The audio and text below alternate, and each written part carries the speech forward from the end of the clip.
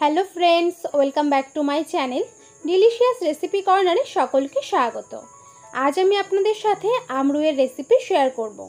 গরমের দিনে এই রেসিপিটি দিয়ে তৃপ্তি করে ভাত খেতে পারবেন, তাই কাঁচা আম থাকতে থাকতে আপনারাও একবার এই রেসিপিটি বাড়িতে তৈরি করে ফেলুন। চলুন তাহলে রেসিপিটা কিভাবে তৈরি করি সেটা দেখে নেওয়া যাক। আমি এখানে 5 পিস রুই মাছ নিয়ে নিয়েছি। এতে দিয়ে দিচ্ছি সামান্য লবণ আর সামান্য হলুদ গুঁড়ো। লবণ আর হলুদটাকে ভালো করে এবার মাছের সাথে মেখে নিচ্ছি।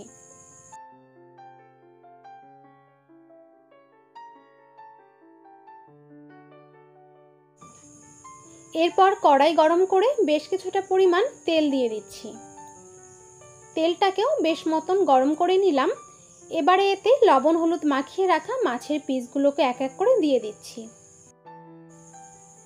রান্নাটা কিন্তু পুরোটাই আমি সর্ষের তেলে করছি, এতে করে টেস্টটা বেশ ভালো আসে।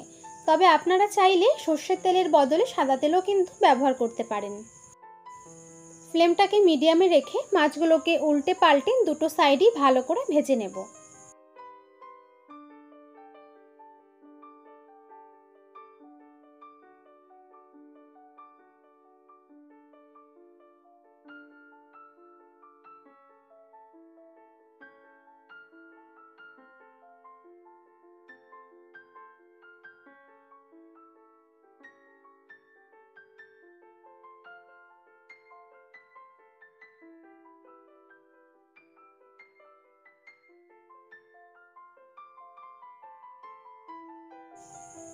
সমস্ত মাছগুলো ভেজে নেওয়া হয়ে গেছে। এখন এক এক করে এগুলোকে একটি প্লেটে তুলে নিচ্ছি।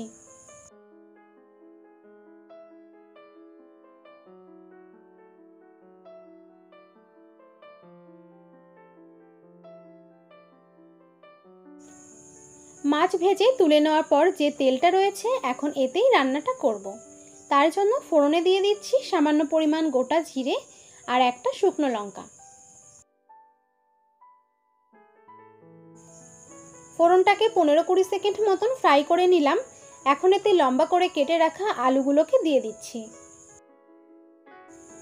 কিছুক্ষণ নেড়ে চেড়ে আলুগুলোকে লাল হয়ে আসা পর্যন্ত ভেজে নেব। আলুগুলো বেশ নরম হয়ে এসেছে। এখন এর মধ্যে কয়েক টুকরো আম দিয়ে দিচ্ছি। আমটাকেও নেড়ে চেড়ে আলুর সাথে 1 মিনিট মতন ভেজে নেব।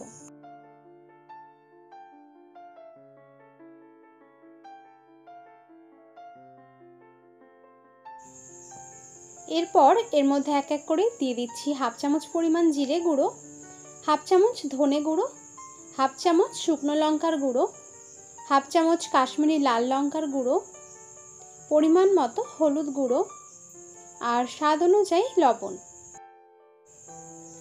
কিছুটা পরিমাণ জল অ্যাড করে নিয়ে এখন সমস্ত মশলাটাকে ভালো করে কষিয়ে নেব।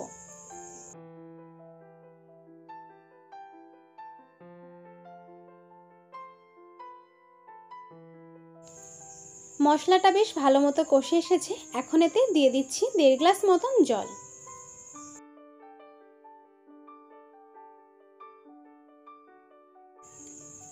একটু নেড়েচেড়ে নিয়ে এখন ঝোলটাকে কিছুক্ষণ ফুটতে দেব। ঝোল ফুটে এসেছে। এখন এর মধ্যে ভেজে রাখা রুই মাছের পিসগুলোকে দিয়ে দিচ্ছি।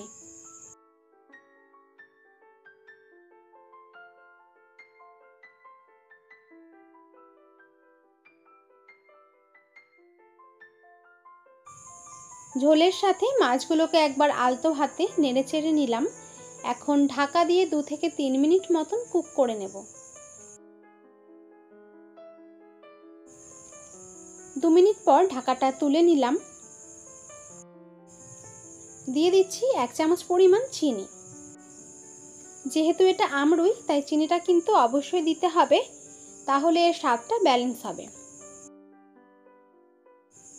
সব কিছুকে আরেকবার ভালো করে মিক্স করে নিয়ে এখন এটাকে নামিয়ে নেব। আশা করছি রেসিপিটি ভালো লেগেছে। যদি ভালো লাগে তবে অবশ্যই একটা লাইক করবেন, রেসিপিটি শেয়ার করবেন আর আমার চ্যানেলটিকে সাবস্ক্রাইব করবেন।